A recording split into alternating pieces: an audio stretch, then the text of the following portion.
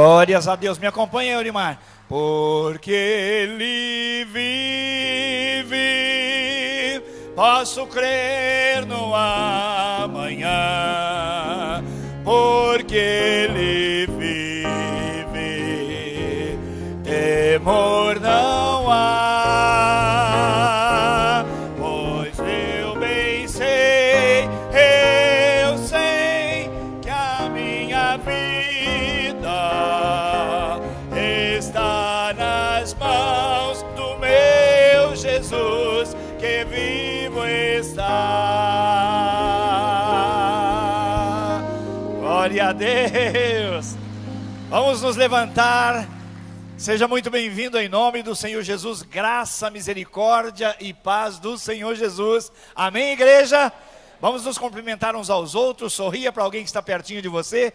Diga, seja bem-vindo, mas muito bem-vindo, em nome de Jesus. Você que está sozinho aí, olha aqui para mim. Deus te abençoe. Pastor Ronaldo, uma tarefa. Olha lá, aquele rapaz precisa de um abraço. Aê, que coisa boa.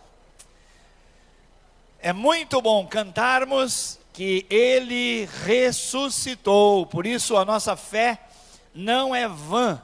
A nossa fé não está alicerçada em um mito, em uma história, mas na vida do Senhor Jesus, entregue, derramada, mas ressuscitada pelo próprio Pai, pelo poder do Espírito Santo, e assim a nossa vida garantida está. São as palavras do apóstolo São Paulo, dizendo que se nós não houvéssemos tido a ressurreição, se ela não pudesse ser verdadeira, e nós crêssemos apenas em algo que se passou, poderíamos ser considerados como os piores, não é? Assim, pessoas realmente desqualificadas. Mas é maravilhoso saber que o Senhor Jesus, depois de ter sido ressuscitado, esteve com os seus, falou com eles, ministrou sobre a vida deles, e numa só reunião ele esteve na presença de mais de 500 pessoas, segundo o relato das Escrituras. Isto é maravilhoso. Vamos orar. Pai, nós bendizemos o Teu nome, nós Te agradecemos demais, porque estamos aqui no nome do Senhor Jesus. Temos esta ligação, porque o Senhor nos trouxe, nos atraiu, nos trouxe e nos batizou em si mesmo, através de Cristo Jesus, e o Espírito Santo foi quem nos enxertou neste corpo maravilhoso da igreja, o corpo de Cristo, cuja cabeça sempre foi, sempre é e será Ele próprio, o Senhor Jesus, o dono, o proprietário da nossa vida.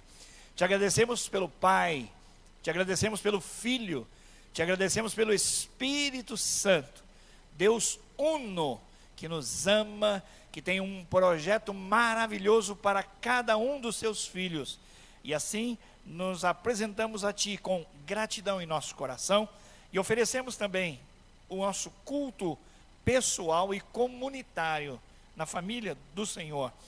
Pedimos, Pai, que pela Tua misericórdia haja nesta manhã uma visitação muito clara do Teu Espírito sobre a nossa vida, para que nós sejamos confrontados com o nosso pecado, para que nós sejamos edificados na pessoa do Senhor, através da sua palavra, e que todos nós sejamos mobilizados para impactar esta cidade no nome do Senhor Jesus.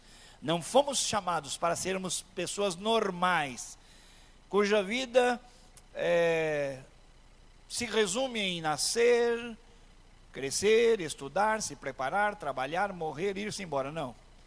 O Senhor nos chamou para sermos sal e luz em Campo Grande. Temos uma missão, temos um chamado, uma vocação. Que sejamos acordados pelo Senhor para esse santo exercício de impactar essa cidade. Ó Deus, que nenhum dos nossos vizinhos deixe de ser impactado por nossa vida. Que eles vejam em nós as marcas do Senhor Jesus. Se assim não formos, nós estamos em falta com o Senhor, e por isso pedimos perdão. Cada homem, cada mulher no seu local de trabalho, na sua família, entre os amigos, tem que impactar com a sua vida. Esse é o nosso chamado. É para isso que queremos que o Senhor, pela sua misericórdia, nos impacte nesta manhã. Nós oramos agradecidos. Em nome do Senhor Jesus. Amém e amém. Vamos cantar ainda em pé, meus irmãos. Nós vamos cantar hinos lindos que falam de louvor, de adoração ao Senhor, que merece receber do seu povo toda a dedicação.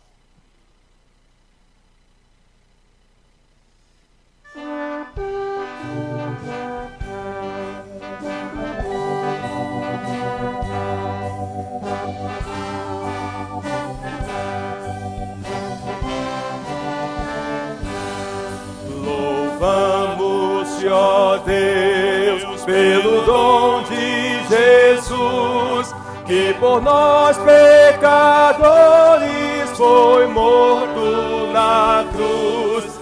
Aleluia, toda glória te rendemos sem fim. Aleluia, tua graça imploramos, amém. Louvamos-te, ó Deus, e ao teu Filho de amor, que foi morto, mas vive, supremo Senhor.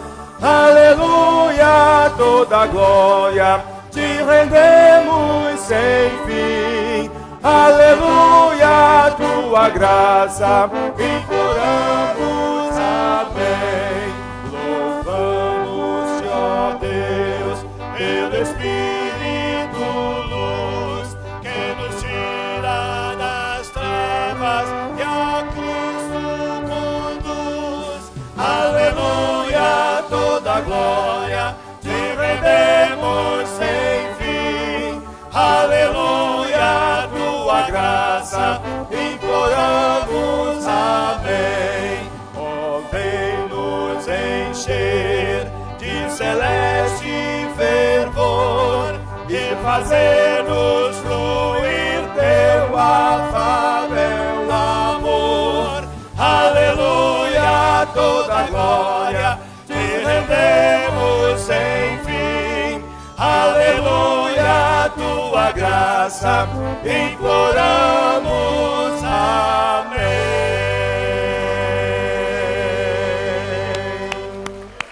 Aleluia. Bom dia, irmãos. Ei, pastor Gil, ninguém tomou café hoje.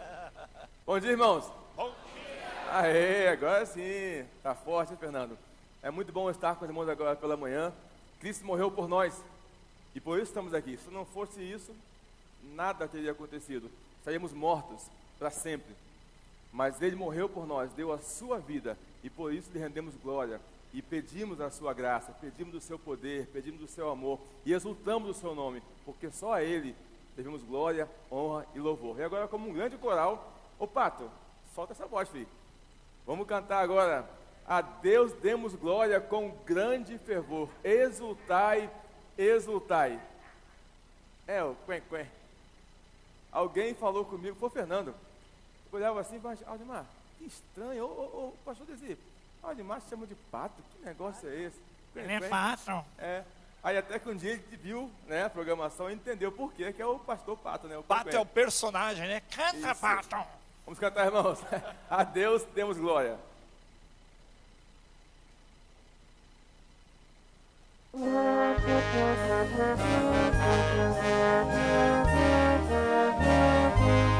Você que está em casa, cante com a gente também. É muito bom, participe aí.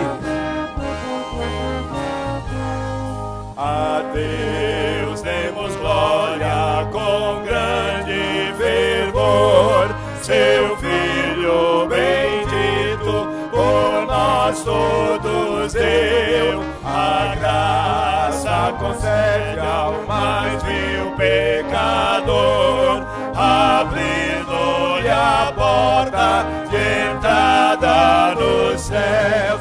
Exultai, exultai, vinde todos louvar a Jesus Salvador, a Jesus Redentor. A Deus demos glória, por quanto do céu seu Filho bendito por nós todos deu.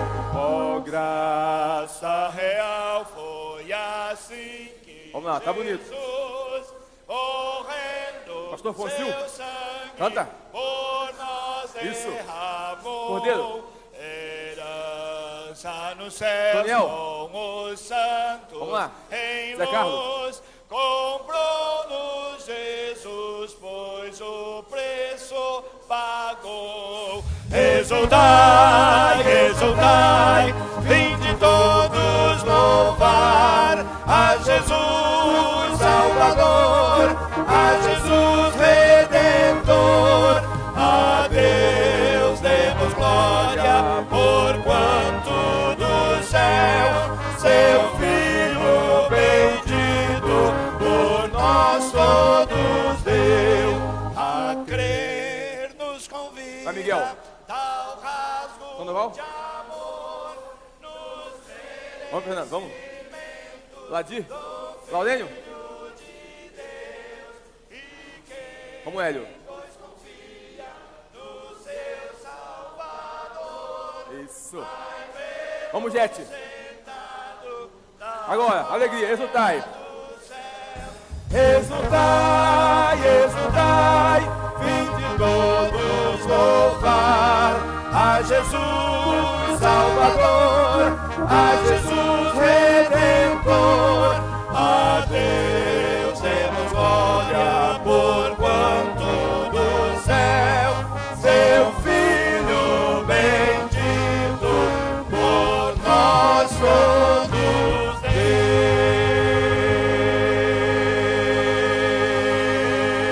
deu. Amém. Glória a Deus. Podem assentar-se, amados.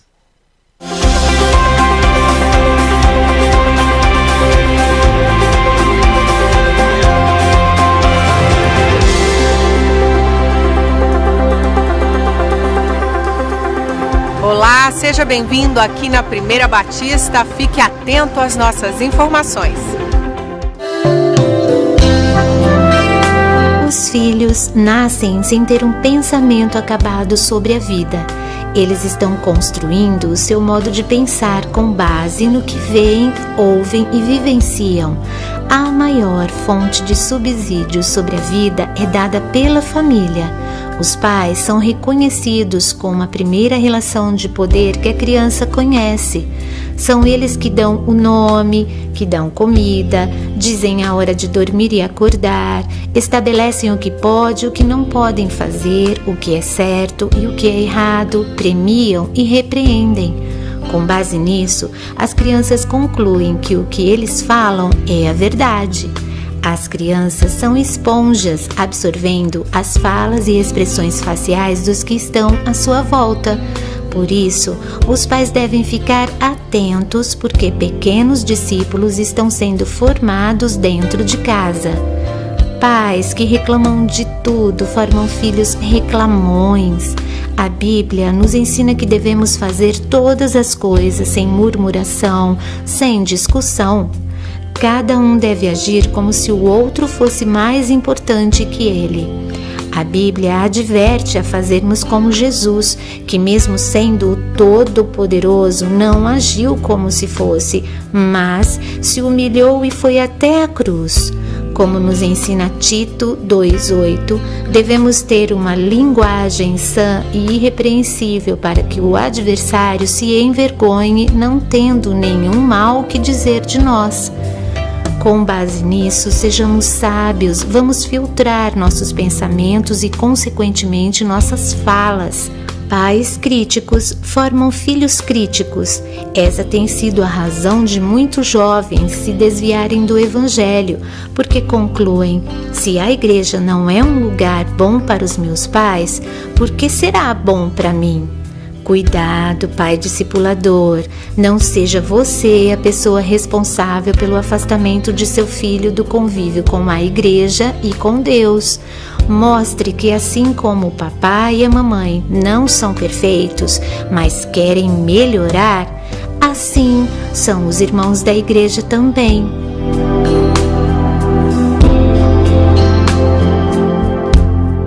No dia 8 de dezembro, às 19h30, teremos nosso 18º recital do Centro de Ensino Musical. Este ano, o tema será Pais e Filhos. Abordaremos o legado deixado pelos pais, o exemplo e a influência sobre os filhos, bem como o relacionamento, experiências, advertências, conflitos, arrependimento e, através do amor, o perdão e a reconciliação para desfrutar de uma vida plena. Esta é uma excelente oportunidade de trazer convidados que precisam de uma palavra encorajadora e de um momento de reflexão nos relacionamentos. Ore, agende e participe deste grande dia. Não esqueça que a entrada é franca, porém sugerimos a doação de 1 quilo de alimento não perecível destinado ao projeto Amor de Verdade. Mais informações pelo telefone 3041 4408 ou no nosso site. Você é nosso convidado especial. No próximo final de semana, de 19 a 22, o Viva a Vida fará uma viagem para o Hotel Termas Lagoa Santa. Se você, que já chegou aos 60 anos, ainda não fez sua inscrição, ainda dá tempo. Venham nesta quinta, às 14h, na sala 113, e tire todas as suas dúvidas. Sua presença é a nossa alegria. Nosso informativo termina aqui. Para rever essas e outras notícias, veja o seu boletim ou acesse o nosso site. Se você ficou com alguma dúvida, por favor, entre em contato conosco. Tenham todos uma ótima semana e Deus abençoe.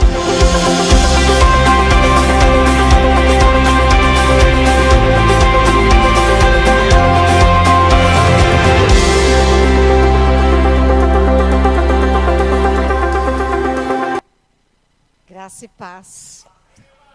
Me ensinaram que eu tenho que esperar parar todo o som. Eu esperei.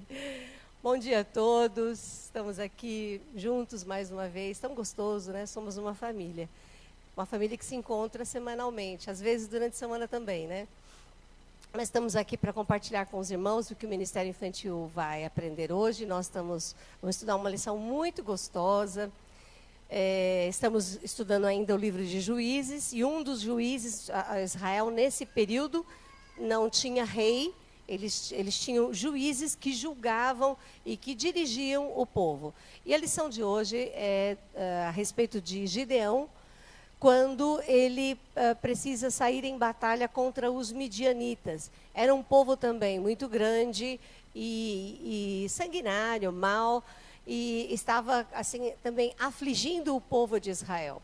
Esses povos, eles tinham assim um exército muito bem montado. Eles tinham muitas armas. E a Bíblia diz que o exército deles era como de gafanhotos. E o número de camelos não se podia contar. E eles estavam acampados para enfrentar Israel. E Gideão precisava enfrentar esses homens. Só que o povo de Israel não tinha o mesmo exército, as mesmas armas. E Gideão estava preocupado. Ele já tinha feito um teste com Deus. Quem estava aqui domingo passado, ou quem já leu a história, sabe que ele colocou um pouquinho de lã do lado de fora e falou: se Deus estiver comigo, vai molhar em volta, e aquele chumaço de lã não vai molhar. E depois ele falou: puxa, Deus realmente fez isso, agora eu quero o contrário. E Deus demonstrou aquilo, fez, e ele falou: Deus está comigo. Mesmo assim, ele era um cara medroso. É bom a gente conhecer os nossos heróis bíblicos e as suas dificuldades, porque a gente também, né, se entende, né? Fala assim: puxa, Deus entendeu uma pessoa assim, vai me entender também. Então, depois de Deus ter provado isso, ele ficar seguro, ele ainda tinha algumas questões. Aí Deus falou assim: olha, vai lá durante a noite e ouve o que esses caras estão conversando. E Gideão foi. Chegou lá, ele ouviu um falando para o outro: sabia, tive um sonho que um pedaço de pão caía, e era um pedaço de pão caía aqui no nosso acampamento e quebrava tudo e a gente era destruído. E o outro falou assim: eu também tenho medo, porque olha, esse Deus de Israel. E começou assim, e aí ele falou: o pessoal está com medo da gente. Ele saiu seguro de lá, voltou. E aí Deus falou assim: agora você vai destacar um exército para trabalhar. Aí 32 mil apareceram. Aí Deus falou assim, Deus foi dando as dicas para Gideão, né? Agora, manda embora quem está com medo. 22 mil foram embora. Olha que turma de medrosos, né? 22 mil foram embora. Aí Deus falou assim, ainda não está bom, nós vamos fazer um teste. Gente, desde aquela época a gente tinha teste de admissão para a empresa. Olha a dinâmica, né? Para descobrir qual eram os melhores. E aí Deus falou assim, aquele que chegar para beber água no rio, manda todo mundo beber água no rio. Aquele que for beber água no rio e colocar a boca na água para beber, se ajoelhar, então ele tem que beber assim direto e vai se ajoelhar. Esses você manda embora para casa também. E os que pegarem a água com a mão para pôr na boca, esses você traz. E ele ficou então com esses que pegavam e levavam a água à boca. Os que se ajoelharam foram mandados embora. O que a gente acredita é que alguém que vai ser soldado já tem que imaginar que nunca você vai se ajoelhar para fazer alguma coisa. Porque aí se você tiver que correr, primeira coisa é ficar em pé. Mas quem está bebendo a água tem mais condição de olhar o que está em volta e de sair correndo. É o que a gente entende da situação. Bom, 300 homens ficaram apenas. E Gideão teve uma estratégia e ele falou assim, nós vamos pegar, as pessoas que foram embora deixaram as suas trombetas. E eles pegaram essas trombetas e jarros e tochas e foram em direção ao acampamento midianita. Eles fizeram um cerco e um pouco depois, ou perto da meia-noite, eles tocaram as suas trombetas e gritaram pelo Senhor e por Gideão. E quebraram os jarros e levantaram as tochas e ficaram tocando a trombeta. Imagina, eles estavam dormindo, já morriam de medo do povo de Israel. Eles não queriam nem saber. Na escuridão, lá não tinha eletricidade nenhuma. No breu da noite, o pessoal gritando, barulho. Imagina, aqui, se fosse aqui em São Paulo, aqui ou em São Paulo ou no Rio, jarras batendo, tu fala assim, não é tiro, né? Naquela época não tinha tiro, mas eles devem ter imaginado bomba, alguma coisa, né? O que está acontecendo, um terremoto? Eles saíram correndo e se mataram porque eles não sabiam quem era inimigo e quem não era. E alguns morreram ali entre eles mesmos, outros fugiram e o povo de Israel de outros lugares foram avisados para irem atrás e Gideão teve vitória. O que é mais lindo nessa história assim, que me chamou a atenção é um versículo que Gideão chega para Deus e fala assim, Senhor, o Senhor vai vencer essa guerra por meu intermédio? Isso foi lindo. Ele sabia que ele estava na direção, mas ele não perdeu a consciência de quem ia lutar era Deus. E Deus fez isso acontecer. Porque Deus não permitiu que 32 mil fossem lutar. Não é só por proteção do povo de Israel, porque Deus amava o seu povo, mas era para que ficasse claro que aquela vitória, quem estava dando era o Senhor. Tinha que ser milagre, e foi milagre. Que bom quando a gente vence os nossos medos, consegue confiar em Deus. Quem faz isso, vê milagres. Ontem nós estávamos conversando, a gente teve o Summit, né?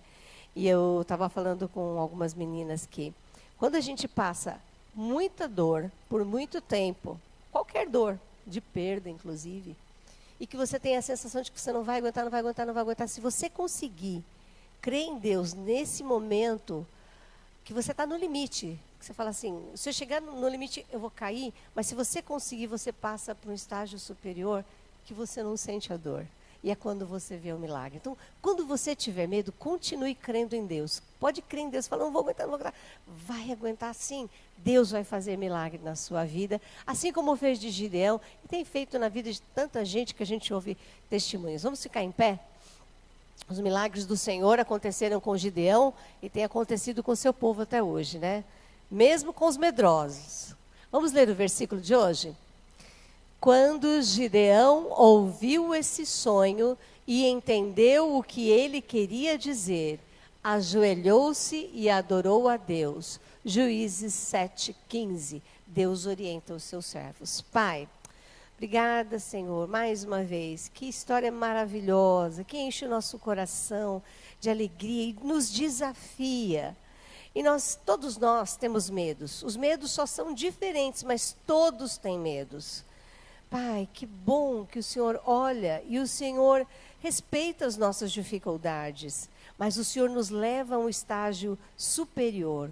E o Senhor quer fazer milagres, não é só com os corajosos, é com os medrosos, mas com os medrosos que colocam o seu medo nas tuas mãos. Pai, obrigada pela vida de Gideão, ó Deus, que nos fala até hoje, nos ensina até hoje. Pai, pedimos que o Senhor esteja sobre os nossos facilitadores, que vão ensinar essa palavra, que essa palavra esteja queimando no coração deles, que as crianças tenham seus corações abertos pelo teu próprio Espírito e que elas, ó Deus, tenham gravado essas mensagens e esses princípios para a sua vida. Pai, nós pedimos que o teu Espírito esteja em todos os lugares onde estiverem crianças e facilitadores. Nós te pedimos isso em nome de Jesus. Amém. Vamos receber as crianças e adoração.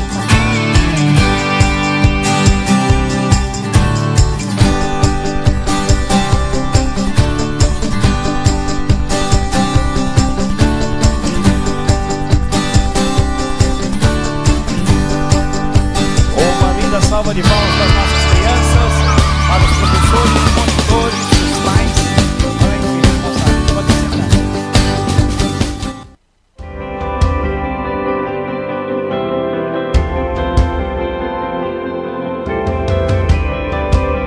Olá, eu sou o pastor Gilson Breder, líder da equipe ministerial da Primeira Batista, e estou aqui para fazer uma santa convocação. O Senhor disse a Josué: diga ao povo, santificai-vos, porque amanhã farei maravilhas entre vós. Nós teremos uma santa convocação para o lançamento do ano do nosso centenário. Isso irá acontecer no primeiro final de semana de dezembro, dias 1, 2 e 3, sexta, sábado e domingo. Na sexta-feira, nós teremos uma vigília que vai começar 22 horas e terminará às 6 horas da manhã com um delicioso café, um lanche para todos que estiverem presentes.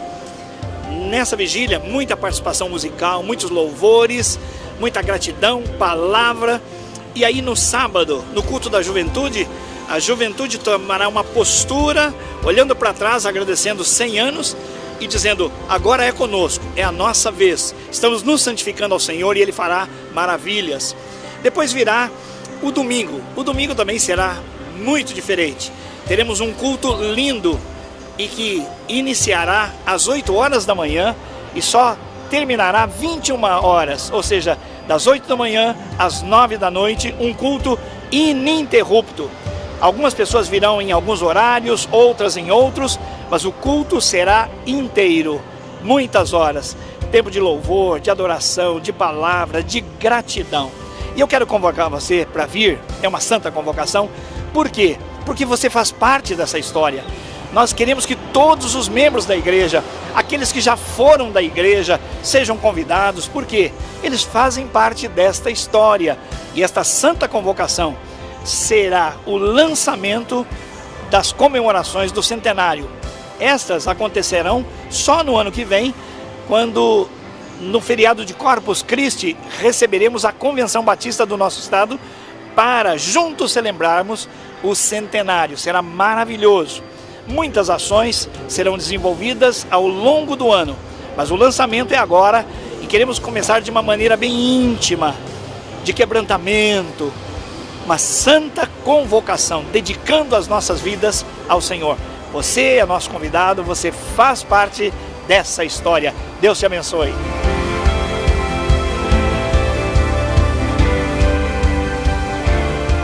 É assim, irmãos, nossa igreja faz 100 anos no dia 29 de dezembro, mas é um mês de muitas festas, muitas viagens, por isso nós antecipamos o lançamento para o primeiro final de semana.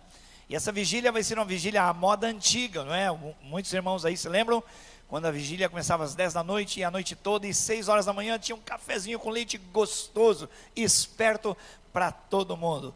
E as redes de células, as pessoas que ministram louvor, adoração, estarão durante toda a noite, teremos assim revezamento. Agora, eu queria chamar a sua atenção para o domingo especialmente, porque será um culto só, começando às 8 horas da manhã, terminando às 9 da noite. Quando minha família e eu chegamos aqui para assumirmos o ministério dessa igreja, nós fizemos uma santa convocação e foi assim, um culto o dia inteiro. Claro que nós entendemos que as pessoas não podem ficar o dia inteiro. Então, os irmãos que vêm às 8 horas virão normalmente às 8. Mas são convidados para ficarem um pouco mais, talvez também no culto das 10. E à tarde, não é, das 11h30 até 5 da tarde, é um período em que não há culto. E as redes celulares, muitos líderes, então nós vamos fazer um revezamento. Eu pretendo, se Deus quiser, fazer o que eu fiz a primeira vez. Eu comecei às 8 da manhã, fui às 9 da noite. Naquela ocasião foi tão gostoso. Eu creio que os anos chegaram, mas Deus vai me dar essa graça, essa bênção de ficar aqui o dia todo e vai ser maravilhoso. O propósito, irmãos, é uma renovação de aliança com o Senhor. Diga, renovação de aliança com o Senhor. O que é renovar a aliança com o Senhor? É dizer, Senhor, até aqui o Senhor nos ajudou. Muitos vieram antes de nós. Agora é a nossa vez. Nós é que temos de fazer a diferença aqui e agora. Os jovens foram desafiados para fazer isso no culto do sábado da juventude. Lerem a história da Primeira Batista e se posicionarem. E dizerem, agora é conosco, agora é com a gente. Então não deixe de participar, faça a sua agenda, venha conosco. E nós queremos muito agradecer ao Senhor por esses 100 anos de história. Nós temos convidados, temos visitantes. Daqui a pouquinho no culto das 10 nós teremos aí a equipe dos nossos irmãos chilenos. São em 24 pessoas do Chile, vieram, estão tendo uma semana aqui na nossa igreja. Olha o cuidado e o amor desses irmãos, que deixaram seus afazeres, seus empregos, seus trabalhos, uma semana. Estão fazendo uma imersão aqui na nossa igreja, de manhã, de tarde e de noite. Inclusive fizeram um summit, né, com a nossa equipe pastoral, para aprenderem sobre célula, para não aprenderem, eles já sabem, claro que já sabem, mas para trocarmos experiências. Eles estão ainda iniciando em relação ao nosso tempo, e vai ser uma bênção. Virão no culto das 10, mas nós temos aqui o pastor e a irmã, pastor Jorge e irmã Glória. Aliás, nós cantamos glória a Deus. Eu sempre pensei que a glória era de Deus, mas o pastor tem uma glória, a glória do Jorge. Hermanos, pónganse de pie, por favor. Pastor Jorge, hermana Glória. La gloria de Dios y gloria de pastor Jorge. Sean bem-vindos, hermanos. Então, irmãos, deem aí atenção e carinho. Acho que ninguém foi cumprimentá-los, não é, irmãos? Ok, então, nós vamos agora pedir que todos os nossos convidados fiquem em pé, nossos visitantes fiquem em pé, inclusive eles, se pongam de pé. Todos vamos cumprimentar os amigos e visitantes. Onde estão os nossos convidados nessa manhã? Temos outros? Temos outros. Aqui, meu irmão, São José dos... aliás, Presidente Prudente. Não é isso? Presidente Prudente, nosso irmão, veio participar do Summit. Temos mais algum outro convidado nessa manhã? Sejam bem-vindos, fiquem à vontade. É uma alegria para nós receber os irmãos. Temos aqui uma outra pessoa. Amém. Sejam bem-vindos. Amém. É assim que se faz. Amém. Amém. Glórias a Deus. Meus irmãos, nós vamos cantar e vamos ofertar ao Senhor. Quem estava aqui no domingo passado, neste horário? Levante a mão. Quem estava aqui? Ok. Então os irmãos me ouviram dizer que os últimos 4 meses da igreja, financeiramente, foram muito difíceis. E nós não temos os recursos agora para a folha de pagamento desse mês. Durante tantos anos, nunca chegamos a uma situação como essa, mas entendemos a crise nacional, ela está se retardando, chegando tardiamente em Campo Grande, mas chegou, e muitos irmãos têm lamentado, porque os seus ganhos diminuíram, mas permaneceram fiéis. Então nós queríamos chamar você a atenção para essa necessidade da igreja. Nós vamos orar agora, e estamos desafiando os irmãos nesse ano de centenário, nesse mês, não é, que nós estamos entrando já quase no centenário, que cada um de nós dê uma oferta expressiva, uma oferta de gratidão a Deus por 100 anos. E nós vamos ter a bênção do Senhor para cumprirmos os nossos compromissos. Feche os olhos e vamos orar. Pai, Tu sabes de todas as coisas, Tu sabes do empenho da Tua igreja em fazer a obra missionária, e esta, graças a Deus, não sofreu nenhum prejuízo. As ofertas missionárias estão até melhores do que antes. Nós te louvamos, bendizemos o teu nome. Mas, Senhor, o orçamento da igreja, tantas despesas, tantos gastos que uma igreja desse porte tem, com as suas estruturas, papai, com a folha de pagamento, nós precisamos do Senhor. Pedimos que o Senhor mobilize o coração de cada um de nós, membros da igreja, sabendo que é uma honra, é uma distinção, é um privilégio e também é um compromisso nosso, Senhor, de abastecer a tua casa. Pedimos, Senhor, os teus recursos através da vida dos teus filhos, para vencermos esse mês de janeiro, e não só isso, mês de dezembro, não só isso, mas para entrarmos firmes no mês de janeiro também, ó Deus, sabendo que é um mês de férias. Pedimos a tua graça, a tua misericórdia e a manifestação do seu poder, em nome de Jesus, amém. Para você fazer essa oferta de gratidão ao Senhor, escreva no envelope de contribuição uma oferta para o centenário, ou oferta de gratidão. A tesouraria vai saber então que a sua oferta é designada. Vamos cantar, vamos ofertar.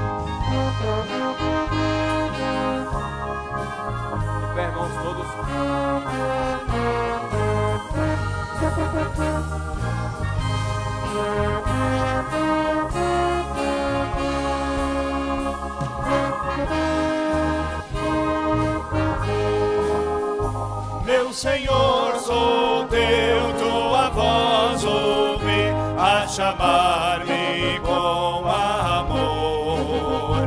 Mais de ti, mais perto eu almejo estar, ó bendito Salvador. Mais perto da tua cruz quero estar, ó Salvador. Mais perto para a tua cruz, leva-me, ó meu Senhor, a seguir-te só me consagro já, constrangido pelo amor. E meu coração bem contente está em servir-te a ti, Senhor. Mais perto da tua cruz quero estar, ó Salvador. Mais perto para a tua cruz, leva-me, ó meu Senhor. Ó que pura e santa delícia é aos teus santos pés me achar, e com viva e muito reverente fé com o Salvador falar. Mais perto da tua cruz quero estar, ó Salvador. Mais perto para a tua cruz, leva-me, ó meu Senhor.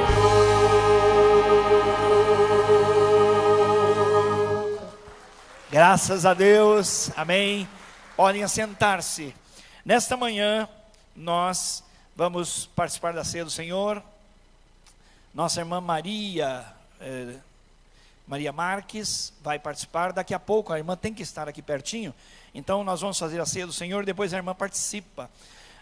Abra sua Bíblia em 1 Coríntios capítulo 11, versículos 23 em diante. Nós lemos o seguinte: pois recebi do Senhor o que também vos entreguei a vocês, que o Senhor Jesus, na noite em que foi traído, tomou o pão e, tendo dado graças, partiu e disse: isto é o meu corpo que é dado em favor de vocês, façam isto em memória de mim. Da mesma forma, depois da ceia, ele tomou o cálice e disse: esse cálice é a nova aliança no meu sangue, façam isso sempre que o beberem em memória de mim. Porque sempre que comerem deste pão e beberem deste cálice, vocês anunciam a morte do Senhor até que ele venha. Portanto, todo aquele que comer o pão ou beber o cálice do Senhor indignamente, será culpado de pecar contra o corpo e o sangue do Senhor. Examine-se cada um a si mesmo, e então coma do pão e beba do cálice, pois quem come e bebe sem discernir o corpo do Senhor, come e bebe para a sua própria condenação. Sabemos que assim é com a ceia do Senhor. Há um exame pessoal, íntimo que nós fazemos. Os irmãos vão ministrar os elementos, o pão e o vinho, mas eles nunca irão reter a oferta dos elementos. Eles passarão e todos poderão se servir. Quem participa da ceia do Senhor? Os que são do Senhor. Quais são do Senhor? Aqueles que entregaram suas vidas ao Senhor e testificaram disso através do batismo. Quem entregou sua vida ao Senhor, mas não assumiu o batismo, deixa duvidosa a sua situação. Por quê? É no batismo que nós damos testemunho para o Senhor, para a comunidade e para a sociedade, que nós nascemos de novo, estamos comprometidos com o Senhor. Por isso, nem faz sentido quem não se comprometeu com o batismo participar da ceia do Senhor. Todos aqueles irmãos que então aceitaram o Senhor, foram batizados, deram um testemunho da sua fé publicamente, então são convidados para a ceia do Senhor. Irmãos de outras denominações evangélicas que estão conosco, são bem-vindos também para participar em si. Estão em plena comunhão com o Senhor, com suas igrejas, com suas lideranças. Se foram batizados e professaram publicamente a sua fé. Neste caso, sejam muito bem-vindos, participem todos conosco. Nós vamos nos colocar em pé e vamos cantar. Todos vamos ficar em pé. Os nossos irmãos ministrarão a ceia do fundo para a frente. Quando a bandeja passar diante de você, você toma os elementos e se assenta. Se quando a bandeja passar por você, você não pretende participar, também assente-se nesse momento.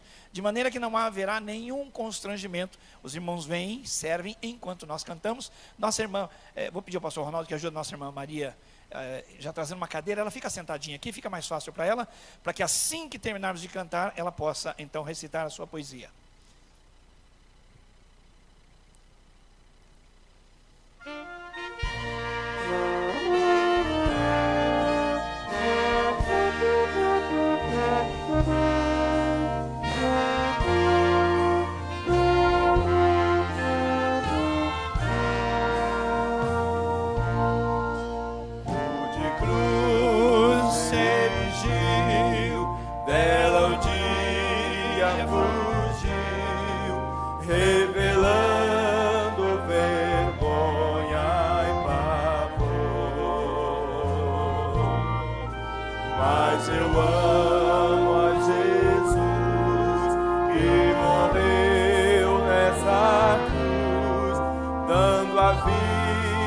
Por mim, pecador. Se eu amo a mensagem da cruz, suas bênçãos eu vou proclamar. Levarei eu também minha cruz.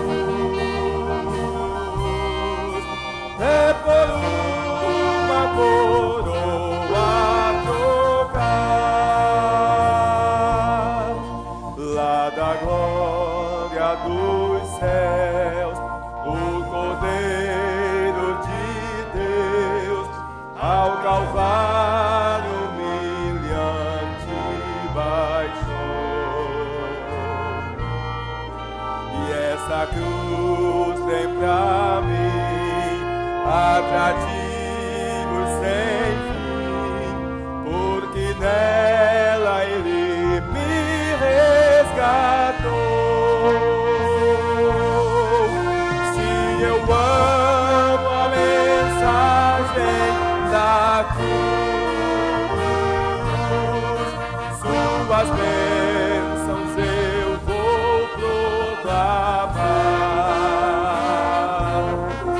Levarei eu também minha cruz,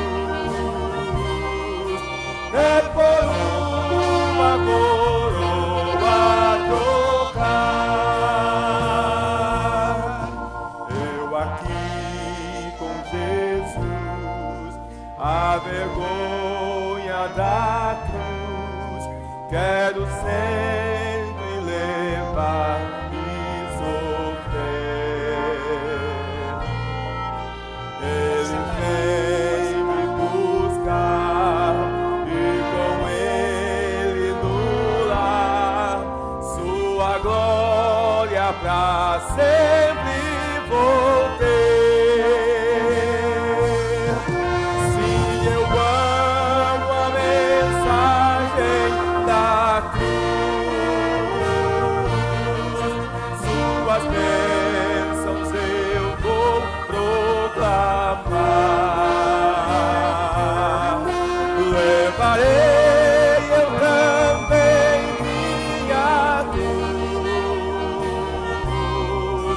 até por uma coroa trocar.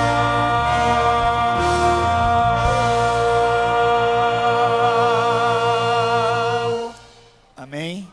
Todos podem estar assentados. Tire um tempo agora para orar, para agradecer ao Senhor pela oportunidade que você tem de receber nesta manhã a ministração do Espírito Santo sobre a sua vida, trazendo conforto, trazendo consolo, lembrando você que você foi remido por um alto preço.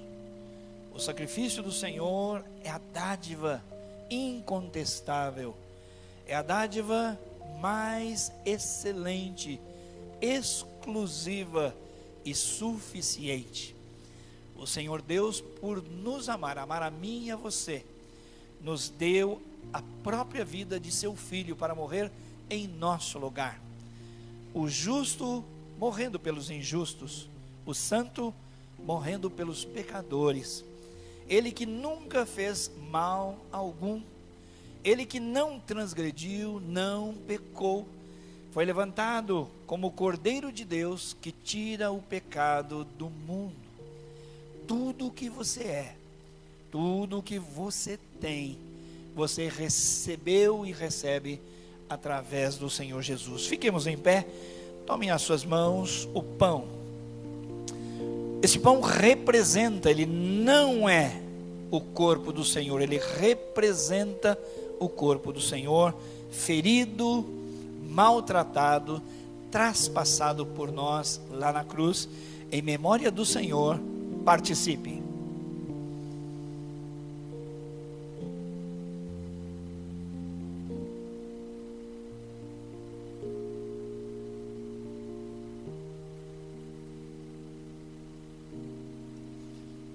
Diz-nos a palavra que semelhantemente, assim como tomou o pão, o fez com o cálice, dizendo: este é o cálice da nova aliança, celebrada entre Deus e os homens, isso através de Cristo Jesus. Aqueles que têm comunhão com Deus, através do derramamento precioso do sangue do Senhor Jesus, participem em sua honra e memória, para a glória de Deus.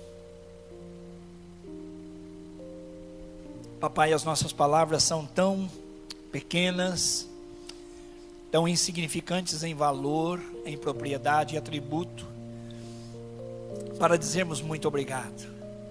De fato, Senhor, nem que o Senhor nos acrescentasse toda a gratidão ao coração, ainda seria insuficiente, porque a vida perfeita e linda do Senhor Jesus foi dada em resgate da minha vida. Nós bendizemos o teu nome, nós te agradecemos, nós celebramos as tuas ternas misericórdias que não têm fim. O Senhor olhou para nós através dos merecimentos de Jesus, e assim, na oferta da vida dele, nós fomos transformados de pecadores perdidos para pecadores transformados, desafiados agora, Senhor, para uma vida santa, retilínea, uma vida que vale a pena ser vivida para a glória de Deus, amando a Deus, amando as pessoas, levando à frente a palavra transformadora, salvadora do Evangelho. Bendizemos-te, Pai, em nome de Jesus. Amém e amém. Graças a Deus. Pode assentar-se. Você vai tomar o cálice e vai passar para a sua extremidade do lado direito. Passe então para a extremidade da fileira do banco direito, e assim nossos irmãos irão então receber.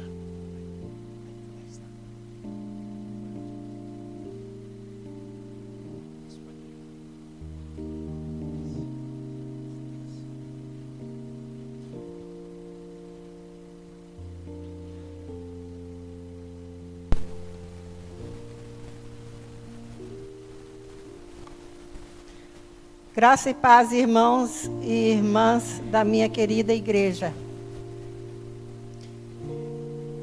Geralmente, quando é o dia da ceia do Senhor, eu mudo a poesia e ponho da ceia do Senhor. Mas essa semana eu senti, por causa do centenário da nossa igreja, eu senti o desejo de homenagear as pessoas que nos trouxeram para o Evangelho.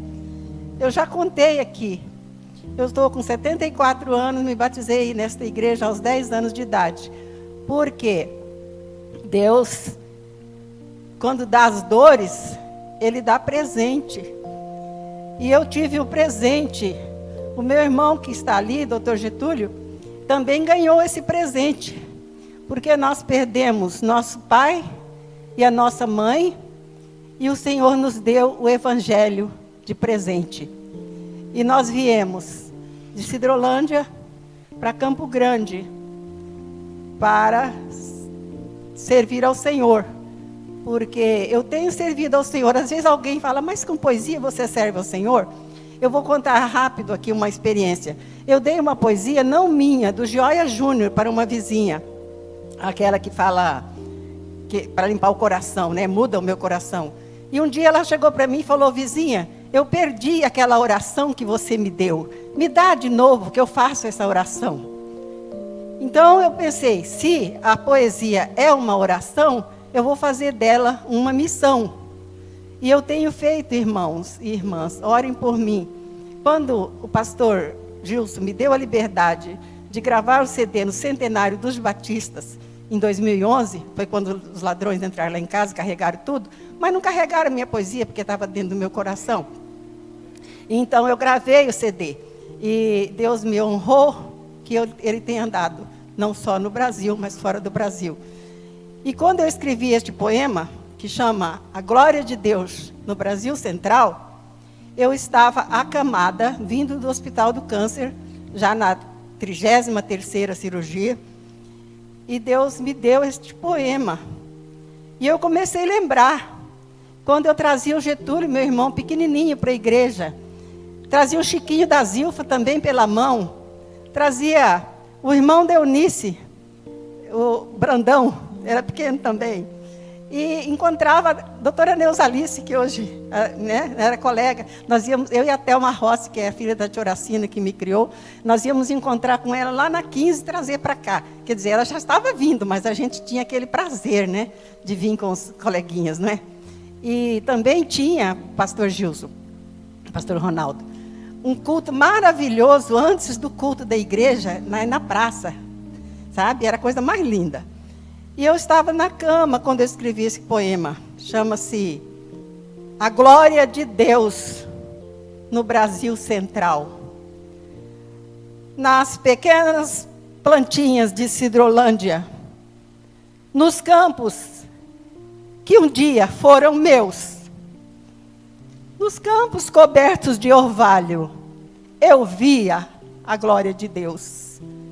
No trabalho do João de Barro, cuidando dos que são seus e fazendo a sua casinha, eu via a glória de Deus.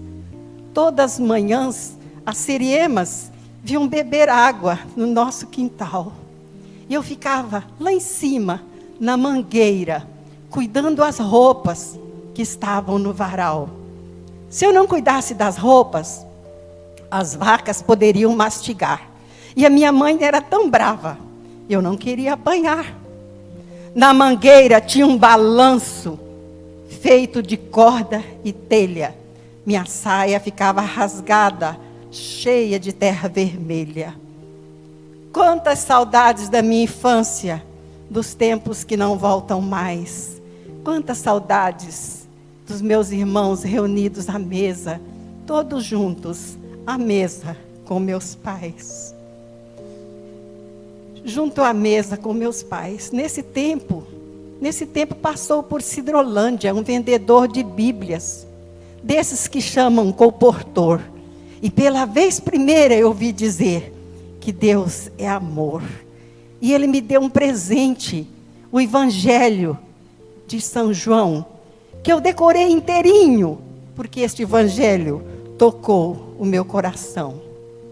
E a minha mãe era bonita, a minha mãe era toda minha dita, era todo o meu amor. E eu me lembro tanto dela, com seu beijo de calor. A minha mãe era linda e amorosa, e tinha nos lábios um lindo sorriso. E às vezes eu fico pensando, será que ela sorri no paraíso? Logo que a minha mãe faleceu, meu pai acompanhou na morte, foi para a sepultura também. Eu não sabia o que me esperava naquele futuro além. Não sabia que o Senhor estava me chamando para o seu serviço real. Esta chama do Evangelho me deu paz celestial. Meus irmãos, ainda lembro direitinho quando o tio Humberto Rossi chegou em Sidrolândia para nos buscar. E ele me disse, filha, nossa casa em Campo Grande será o teu futuro lar. E eu devo a tia Horacina Rossi um preito de gratidão, porque quando ela abriu as portas do seu lar, eu encontrei a salvação. Na escola Joaquim Murtinho, minha professora foi Dona Ana Gilda Oliveira. Na escola eu aprendi o hino nacional, o hino à bandeira, o hino às árvores, o hino à escola, o cisne branco, e havia também o avante camaradas. Será que ainda ensinam nas escolas como vencer as jornadas? Eu declamava nas igrejas, eu declamava nas escolas, mas era uma grande peleja, porque eu concorria com as meninas ricas, mas o bom é que as minhas poesias eram bem aceitas aqui na primeira igreja. Eu já declamei em vários países, até na África Central, mas o Senhor tem me curado, tem me amparado e livrado do mal. E como agora também é o aniversário do nosso estado, esta poesia termina assim. Amo você, meu Mato Grosso do Sul. Amo as aves, amo os rios, amo todos os campos que são teus. E quando contemplo estas lindas paisagens, eu vejo a glória de Deus. Amém.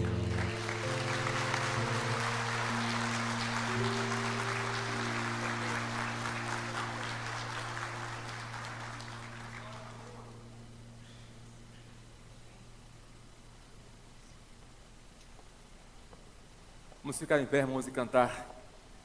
Da sepultura saiu, ressurgiu o nosso Senhor.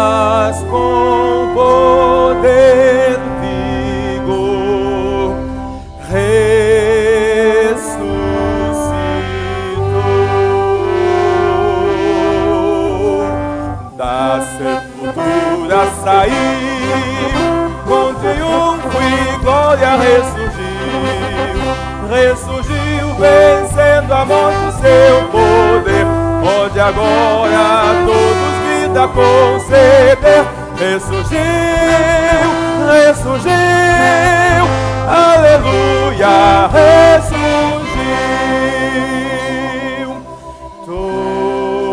Tomarão precaução com seu sepulcro, mas tudo foi em vão para o reter. Da sepultura saiu, com triunfo e glória ressurgiu, ressurgiu, vencendo a morte, o seu poder pode agora a todos vida conceder. Ressurgiu, ressurgiu, aleluia, ressurgiu. A morte conquistou com grande glória, ó, graças alcançou vida eternal.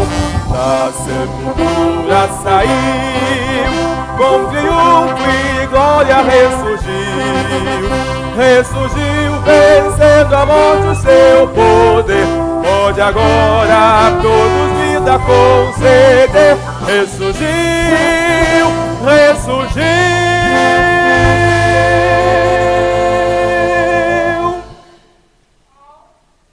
Quase, Benevides. O povo quase entrou, mas não entrou. Né, irmão? Vamos lá? Aleluia, ressurgiu.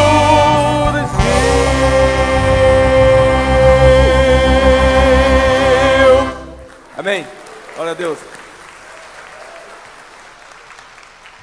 Glória a Deus, louvado seja o nome do Senhor Jesus. Amém, irmãos?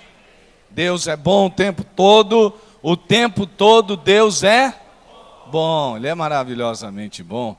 E hoje nós vamos meditar num texto da palavra de Deus que fala conosco a respeito de luta e perseverança.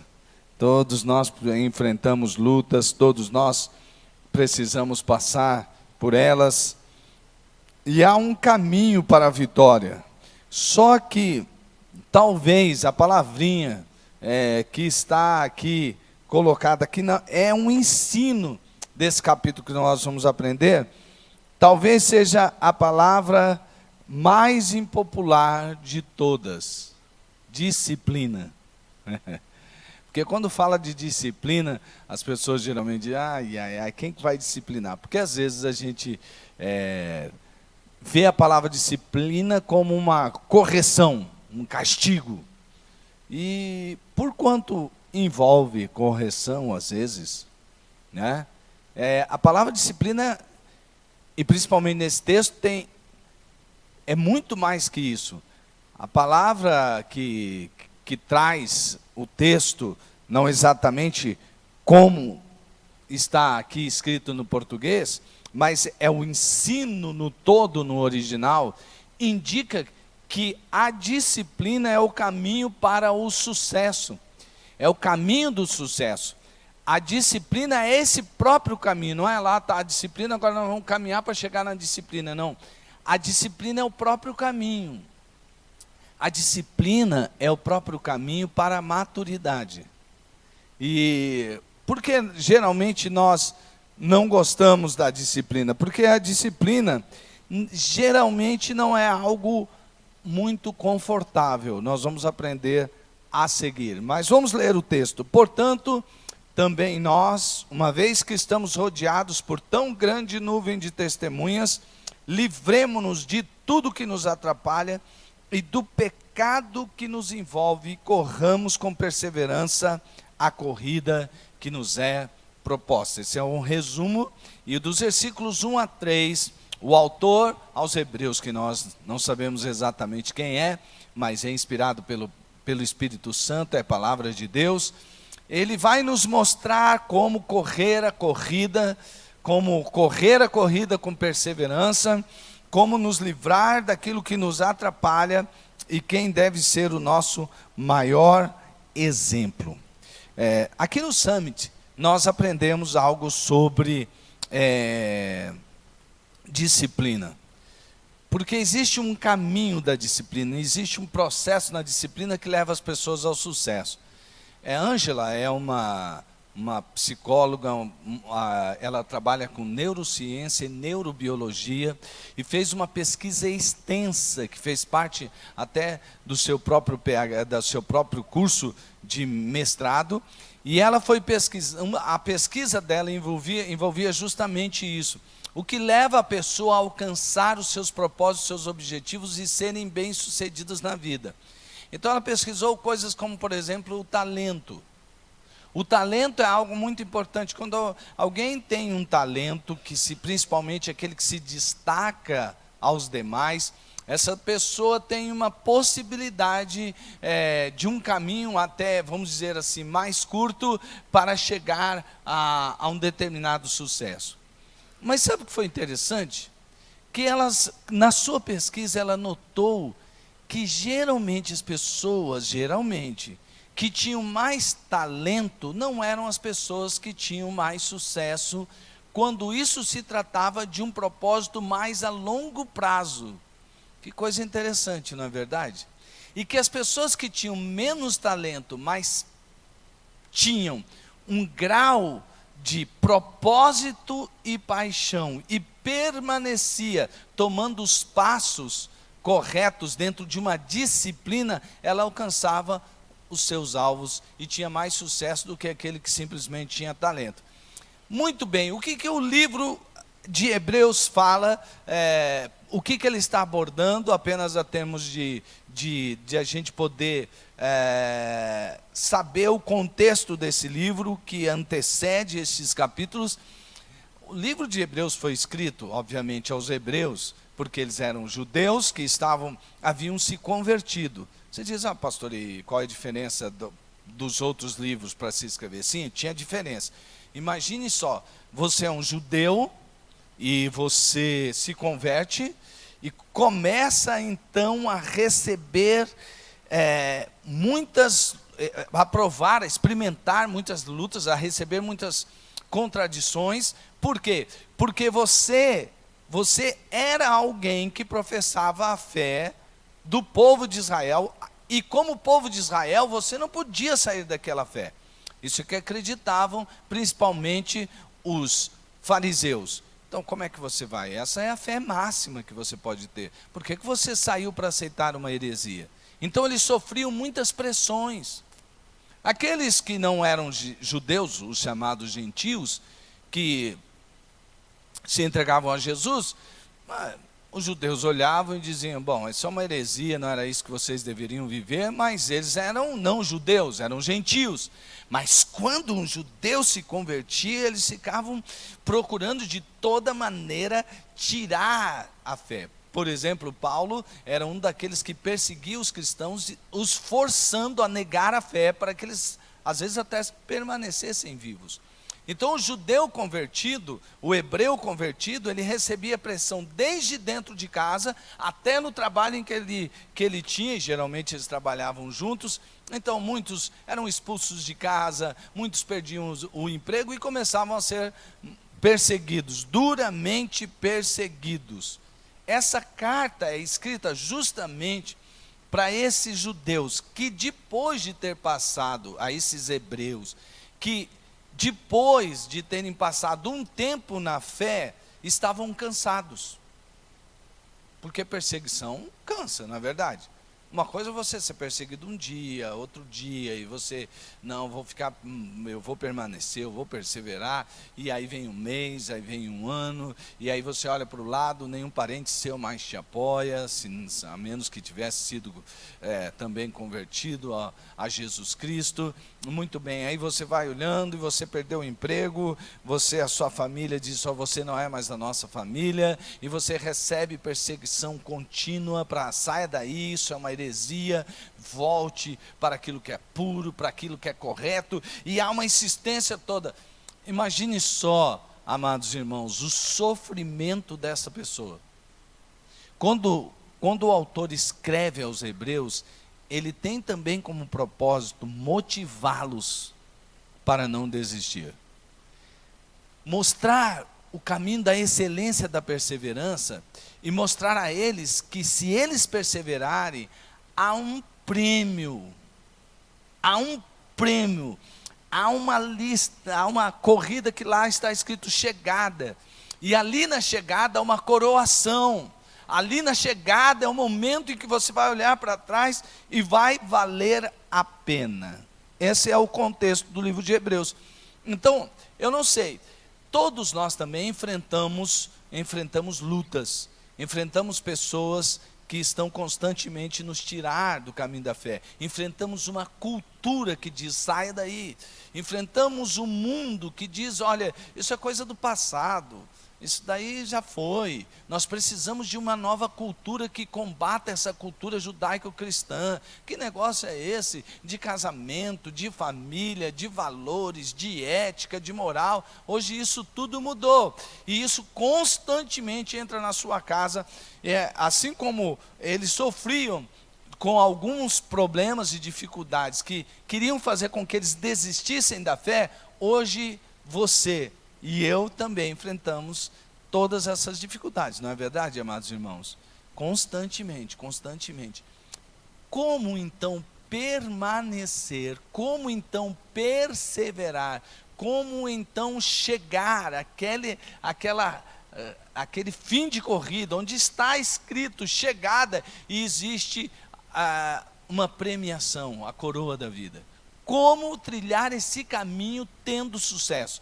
É isso que se trata Hebreus capítulo 12, e que ele vai trabalhar conosco. Então, é o texto que nós vemos.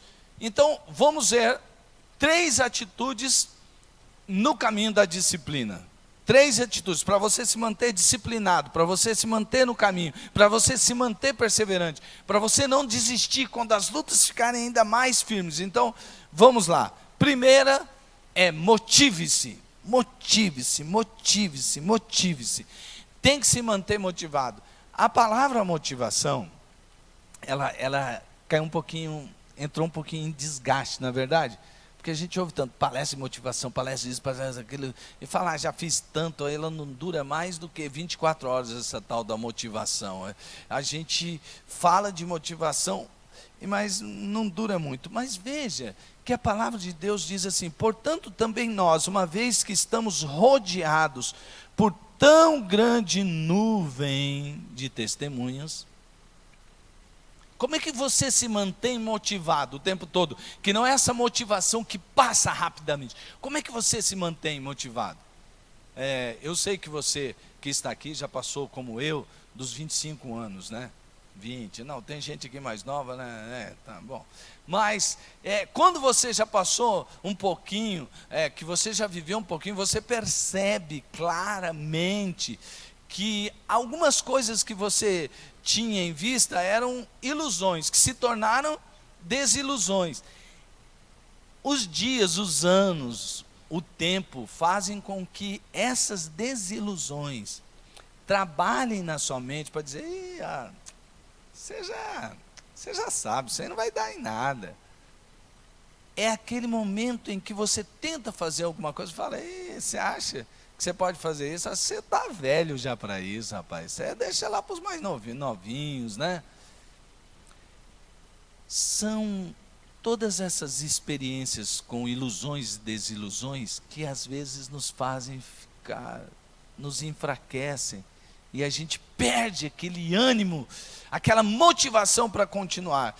Mas o autor aqui está dizendo assim: olhem firmemente para o autor e consumador da fé em Jesus. Da fé, Jesus. Veja, primeiro diz, nós temos uma nuvem grande de testemunhos. Sim, porque ele citou no capítulo 11 vários heróis da fé. Abel, ele falou sobre Moisés, ele falou sobre Noé, ele falou de tantos outros que lá no Velho Testamento são heróis da fé. Então ele citou-os e disse assim, olha, e eles permaneceram firmes e eles nem tinham visto todo, porque Jesus não havia ainda cumprido a sua missão, o Messias não havia chegado, eles não sabiam de tudo, mas eles ficaram firmados no quê? Em uma promessa, e eles perseveraram. E Deus os abençoou, e eles foram avantes, e eles enfrentaram muitas lutas. Todos vocês aqui já enfrentaram muitas lutas. Todos vocês têm história para contar. Quem sabe, se como a poesia ali, ouvimos de tantas coisas que passaram, mas pessoas que passaram todos esses anos e permaneceram em pé. Parabéns para todos vocês que estão aqui. Parabéns para você que tem enfrentado as lutas, mas tem permanecido em pé. Então, vocês mesmos são estímulos. Nós, que já passamos do 25, né? Podemos ser estímulos para as pessoas que ainda não passaram, que ainda estão passando por aquilo. É isso que ele está dizendo, ó, olhem uns para os outros, olhem para o passado. Tem gente aí que veio no passado, que sofreu, que passou por lutas tremendas, terríveis. Teve gente, e o capítulo 11 diz, que até, olha, por causa da fé, perdeu a vida. Mas eles foram fiéis até o fim. E ele está dizendo, e olha, olhando essa história toda, percebam, vale a pena seguir Jesus. Porque agora tem alguns deles que não estão mais no nosso meio, mas eles já receberam a coroa da vida. Porque Deus não é o Deus de mortos, Deus é Deus dos vivos. Mas de todos esses exemplos, de todos esses testemunhos, quem deve ser exatamente aquele que nós devemos mais olhar? Olhando firmemente para o autor e consumador da nossa fé, Jesus. Jesus é o autor e consumador da nossa fé. O que quer dizer isso?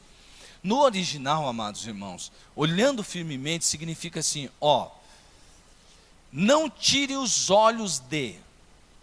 Porque às vezes a gente está tentando olhar uma coisa, mas pelo canto dos olhos a gente está vendo um monte de coisa, né?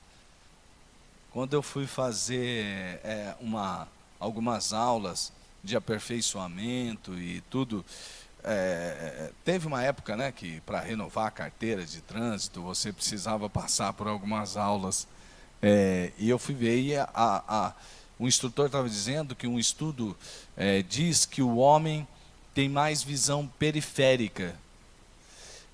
Ele tem a visão para enxergar muitas coisas, inclusive que está na lateral. E ele explicava até que, por que o homem desenvolveu essa visão periférica. Ele desenvolveu isso porque, desde os primórdios, quando ele saía à caça, ele tinha que estar muito esperto ao que acontecia ao seu redor. E aquele instrutor contou que porque a mulher desenvolveu uma visão aqui, ó, focada lá no horizonte, porque ela justamente é aquela que ficava, enquanto o homem nos primórdios, enquanto a gente foi desenvolvendo toda essa questão da visão, ela ficava fixada lá no lugar mais distante onde seu marido ia chegando. E então ela desenvolveu esse foco. Eu, quando li esse texto, me lembrei, porque no original está dizendo assim, ó, não tire os olhos, põe o seu foco aqui, não fique olhando, não se distraia. Quando você tira o olhar de Jesus, você pode se distrair, e aí é que a coisa pega, é aí que você se desvia, porque você não manteve os olhos fixos. Então, nesse ponto aqui, está desafiando para a gente ter mais o olhar da mulher, né? Olhe fixamente, olhe para aquele ponto, não desvie o seu olhar. Na verdade, ele estava dizendo que lá na questão da direção ajuda o homem, porque ele tem a visão do que está acontecendo na lateral. Ele até avisava assim, olha, vocês mulheres tomem cuidado, porque vai acontecer coisa aqui que vocês têm que ficar olhando. E o homem pode fazer isso sem virar a cabeça, e vocês podem virar a cabeça e podem perder a atenção. Bom, enfim, de qualquer lado, a lição serve, né, para não tirar o olhar de Jesus. Por que não tirar o olhar de Jesus? Porque ele é o autor de todas as coisas. Nada existe sem Jesus. Nada foi criado sem ser a partir de Jesus. Ele é o autor de todas as coisas, porque nele foram criadas todas as coisas. Ele é o líder, ou seja, ele é aquele que abre o caminho, ele é aquele que vai à frente, ele é o primogênito, ele é o nosso primeiro irmão, ele é que alcançou primeiramente as coisas, foi ele que conquistou tudo para nós. E nós devemos seguir o líder, porque esse líder é o pioneiro, como eu já estava dizendo. Esse líder, ele não somente começou, esse líder, ele não somente foi à frente como pioneiro, mas ele também é o consumador. Ele foi o consumador, ele não começou uma coisa e parou no meio do caminho. Aliás, também nessa palestra do Summit, nós aprendemos com Ângela que as pessoas que têm sucesso geralmente são aquelas que começam e terminam as coisas. Porque a gente às vezes tem aquela, não, isso aqui não está dando certo, aí vai, começa outra coisa, isso aqui não, isso aqui não. Não é que ter questão de não avaliar, mesmo porque no caminho da disciplina, você põe um alvo, você então elabora o plano e as metas e as ações, e você os executa firmemente, depois você tem um tempo em que você para avaliar aquilo, não é verdade? É claro que você pode fazer uma mudança para cá, uma mudança para lá, ver se está tudo certinho, se está encaixando bem, não insistir em coisas que não estão dando certo. Mas não é isso, é você ter perseverança de começar e terminar algo. Jesus foi assim, ele é o consumador da nossa fé. E Jesus então é o aperfeiçoador. Por tudo o que ele é o nosso aperfeiçoador. Então é por isso que nós devemos olhar para Jesus como aquele que é o líder no caminho, ou olhar para Jesus como homem de fé, olhar para Jesus como aquele que ultrapassou todos os demais da fé, como diz Cotton. O Cotton continua dizendo, ele é o aperfeiçoador, aquele que levou a fé à perfeição. Jesus é que leva também a nossa fé à maturidade total. Nele compartilhamos das perfeições de Deus. Então, anime-se com isso. Motive-se com isso. Olhe para os heróis da fé e olhe também para Jesus. Olhe também para pessoas que você pode ver que estão vivas. Sabe o que é, gente? A gente tem assim uma mania. Já que a pessoa passou mesmo, a gente conta só o lado bom da história e esquece que ele também teve problemas, ele teve falhas. A nossa tendência é, depois que o tempo passa assim, antigamente os homens, todos foram falhos, amados.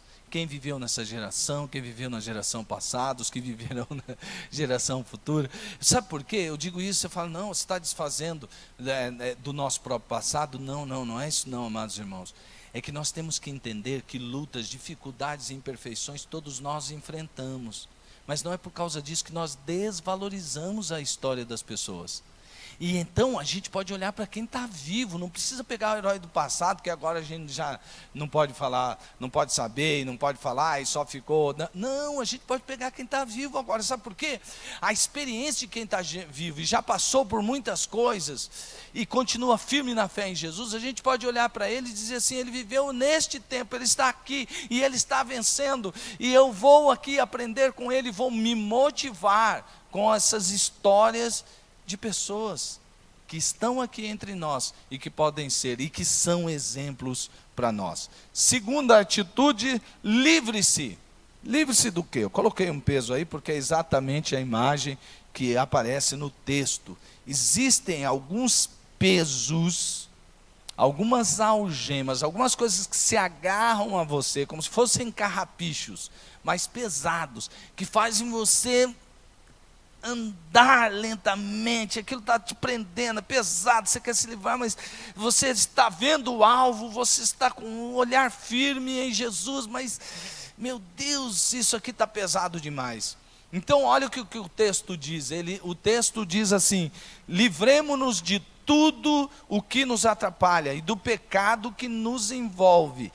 Livremo-nos de tudo que nos atrapalha e do pecado que nos envolve.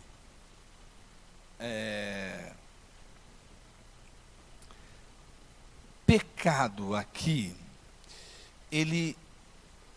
a palavra que foi traduzida aqui, ele tem o sentido de permissividade, de coisas que, a princípio, parece que não atrapalham. E é justamente essa ideia aqui do peso excessivo. Parece que não está atrapalhando, mas no fim, vai ficar bem mais pesado. Ou durante a própria corrida vai ficar muito mais pesado. Não é? Eu não sei quantos de vocês já carregaram várias coisas. Por exemplo, você pega, eu preciso colocar, pega essa areia daqui e leva para lá. Aí você tem aquele carrinho de mão, você já viu isso aí? Aí você pega, a pessoa vai pôr na areia, e aí, tá levinho, não tá bom você levar só isso? Não, tá levinho, põe mais, aí você põe mais, aí você sai. Aquele primeiro carrinho é leve, não é? É muito leve. Mas aí você volta. Aí fala assim, põe aí areia. Aí você pega assim, peraí, para. Ué, mas outro carrinho estava, eu pus isso tanto, você falou que estava leve. Eu falei assim, mas não sei, agora está mais pesado. Está mais pesado por quê? Porque essa ida e volta, você vai cansando. Essa é a ideia aqui. Ele está dizendo assim, livre-se de tudo isso. Mas de tudo é tudo mesmo. Não fica com um negocinho que você assim, isso aqui está bom. Sabe por quê? A ideia da sedução aqui, e tem várias interpretações para isso aqui, mas uma que eu acho que é correta por causa do todo o contexto, é que ele está dizendo aqui, sabe esse seu pecadinho de estimação? Aquilo que você mantém na sua vida, que você fala assim, mas ninguém é perfeito mesmo, isso aqui não... eu sei que está errado, mas... ai, Deus, perdoa. Mas você está pedindo perdão, mas lá no fundo você está falando, eu vou conseguir vencer durante alguns dias, algum tempo, mas se eu voltar a fazer, Deus sabe, Ele vai me perdoar. É justamente esse o problema. Sabe aquilo quando avisam você, fala assim, cuidado com o que você vê, cuidado com o que você assiste. Você fala, também, o que tem? Assistir essa novelinha, é só uma novelinha, eu sei que isso aqui é bobagem. E aquilo lá, está entrando na sua vida. Não, esse filminho aqui, não, só porque eu fiz isso aqui. A permissividade vai fazer com que as coisas fiquem mais pesadas e vai atrapalhar você chegar no final. E geralmente é isso que você acha que, é só uma coisinha. Isso aí é que geralmente faz com que as pessoas saiam do caminho. É isso que o autor está dizendo. Então, cuidado com esses que você considera pecadinho. O pecado, essa permissividade na sua vida, por causa dessa sedução daquele pecado que mais te atrai, é justamente ele que costuma derrubar você. Não é aquele que você diz assim, não, vai aparecer alguma coisa e fala, isso aqui é claramente pecado, eu não vou cair nisso daqui, que coisa terrível. Mas e as coisas que estão na periferia? E aquelas coisas que você sabe que você deve deixar, mas você não deixou ainda? Não é? Mas você, puxa vida, eu não posso falar isso é fofoca. Não vou. Mas dá aquela coceirinha e você começa a falar dos outros, aí o Espírito Santo toca você fala, é difícil vencer, a língua é muito difícil de controlar e tal, e aí você vai justificando.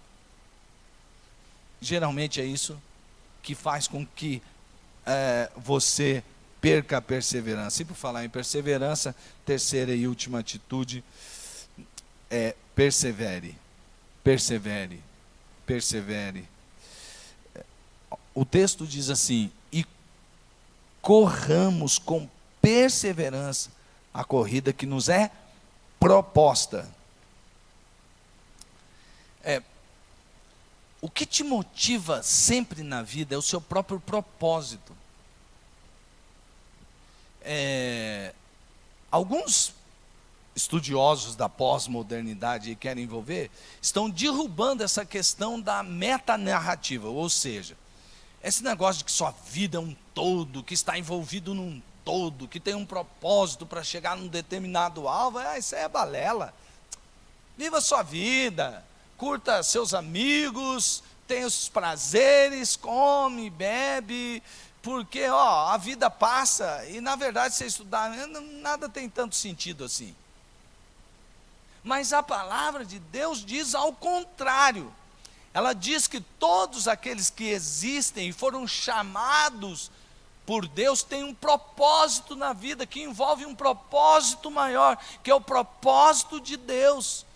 Neste tempo, usando a igreja para ser sal, para ser luz. Todos nós temos um propósito, juntos.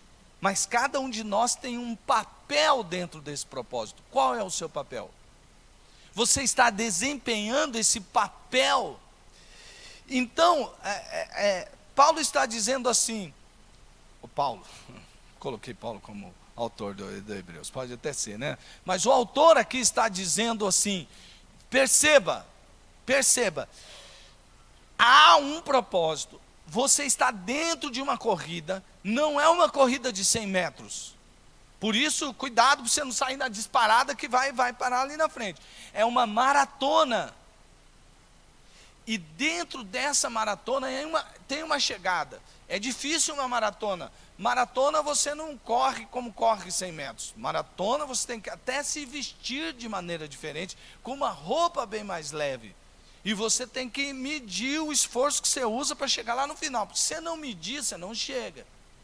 E aí então ele está dizendo assim, corramos porque tem um propósito, tem um final. A sua vida está sendo usada por Deus com um propósito aqui, e a sua própria vida tem um destino. Você tem um papel, você vai cumprir, e você vai receber um prêmio por ter cumprido esse papel dentro desse propósito maior. É isso que Paulo está falando assim. E ele compara então, para não perder essa perseverança, fala sobre Jesus. Aqui Jesus está sempre em foco. Jesus sofreu, ele padeceu, ele passou por humilhação, ele passou por uma porção de coisas, mas tinha tudo um propósito. E Deus, o Pai, Paulo está dizendo aqui, estava trabalhando com o Filho, dizendo assim, existe uma alegria no final, esse seu esforço vai valer a pena. Quando eu aprendi sobre isso, sempre que eu faço apelo, e as pessoas vêm aqui à frente, eu amo dizer para Jesus assim, ei Jesus, valeu a pena até hoje pessoas, sem estar com uma espada na garganta, sem estar com alguém obrigando eles a ver, eles ouvem do teu amor e entregam a sua vida para o Senhor Jesus. Valeu a pena o Senhor ter morrido na cruz, valeu a pena o Senhor ter derramado o seu sangue, valeu a pena. E o Pai falava isso com Jesus, e dizia, é pela obediência que Jesus conquistou. Paulo, em Filipenses capítulo 2, ele diz que por causa da obediência, Jesus recebeu o nome que é sobre todo o nome, para que todos confessem Jesus como Senhor, para que todo joelho se dobre, pela obediência. Você precisa caminhar na disciplina da obediência. Confie em Jesus, confie em quem manda, confie em quem dá a ordem. Resiliência, não desmaie com a disciplina. E aqui sim tem a verdade, que estão nos versículos a seguir, quando o autor do livro aos Hebreus, quando a palavra de Deus nos ensina que durante a disciplina, e aqui tem o sentido também de correção, e talvez seja o sentido mais forte, você não pode perder a esperança a ponto de desanimar e de desistir. Então, com relação à disciplina, não se esqueça da disciplina, porque não tem algumas crianças, elas são diferentes. Tem uma criança que você corrige a criança e aquilo nela dói, ela não esquece daquela correção, ela fica até meio assim triste, às vezes você tem até que trabalhar com aquela criança para falar, te corrigir, mas calma, não é para te destruir não, ela não esquece daquela correção. Tem criança que você acabou de dar a correção para ela passou. Mas você não acabou de ser corrigido por causa disso? Vou ter que te corrigir de novo. Você já se esqueceu? Então, com relação também às correções, nós, adultos, com relação às correções do Pai, não se esqueça delas. Para que você não tenha que ser corrigido de novo e passar por tudo aquilo. Aprenda. Seja mais ensinável. Segundo, não despreze Não tem aquela criança que é corrigida, às vezes tem que usar a varinha, então dá uma varinha ali, né? Que claro que você não faz para doer, para espancar, você faz para corrigir.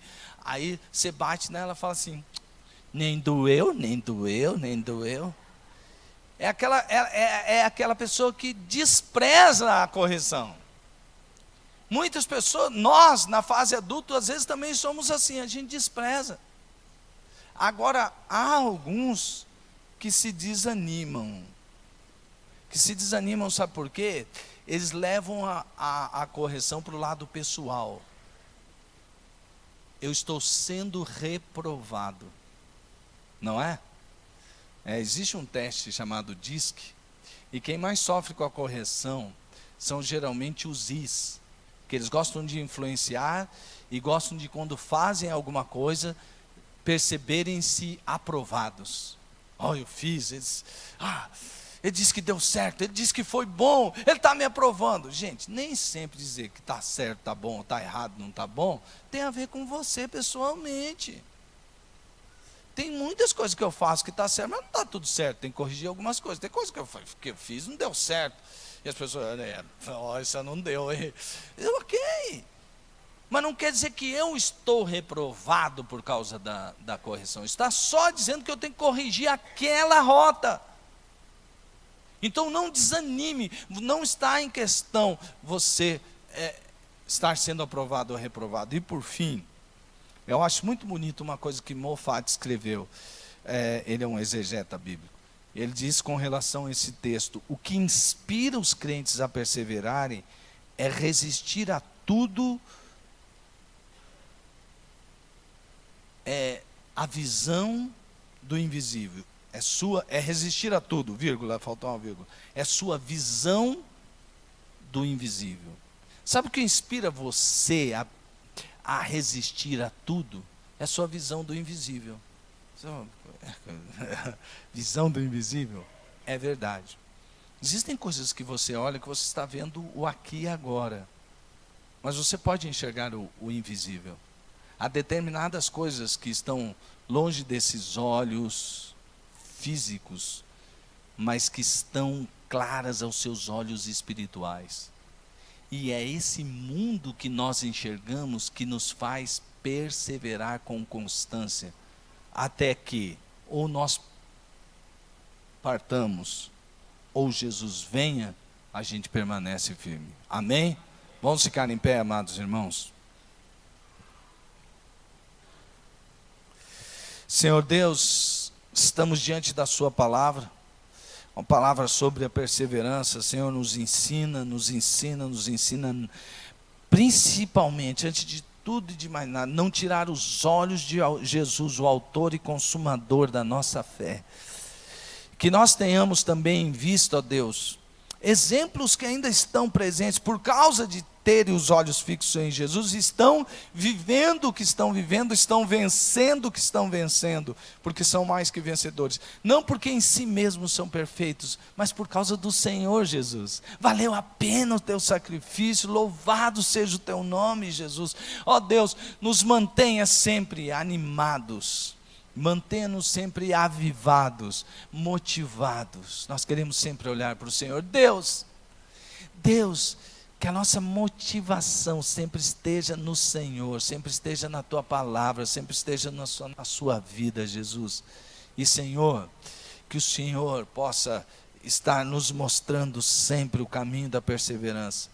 Ainda que nós tenhamos que ser corrigidos, que nós possamos todo o tempo crescer no Senhor e permanecer na corrida, porque eu sei que há uma linha de chegada e tudo que nós estamos fazendo vale a pena, é para a sua glória, e nós temos participação na tua vitória, porque o Senhor foi misericordioso e cheio de graça, e nos deu essa participação.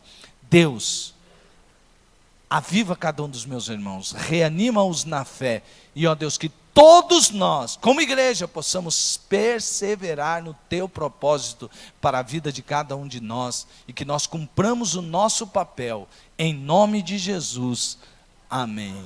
Que o amor de Deus Pai, a graça redentora do Filho, as consolações, a comunhão e o poder do Espírito seja sobre a sua vida, agora e para sempre. Amém. Os irmãos podem se assentar, teremos o pós-lúdio, só depois do pós-lúdio os irmãos saiam, por favor.